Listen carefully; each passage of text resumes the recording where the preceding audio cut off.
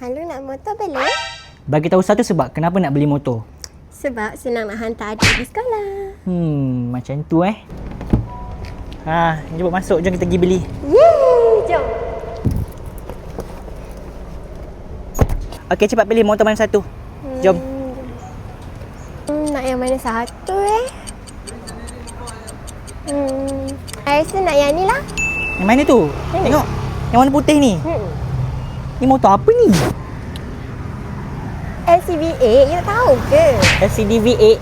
Ya, LCV8. V8. Ya. V8 tu motor apa? Sekarang ni Gen Z semua pakai motor ni. So, I pun FOMO, I pun nak pakai. Najis kalian. Sumpah bocil-bocil 67. FOMO, bocil-bocil nggak punya pendirian. Oh, so you nak pakai motor ni? Yes. Oh my god, ni harga dia guys. Betul nak V8 warna putih tu? Betul. Okey, jom kita pergi bayar. Let's go. Wah, banyaknya pilihan motor.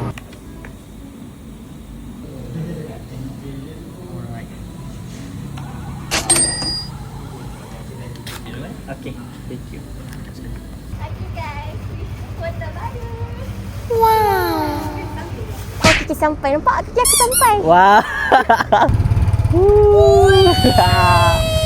Yeay, dah bawa balik motor. Happy tak? Happy sangat. Peluk. So kalau korang suka video ni, jangan lupa subscribe.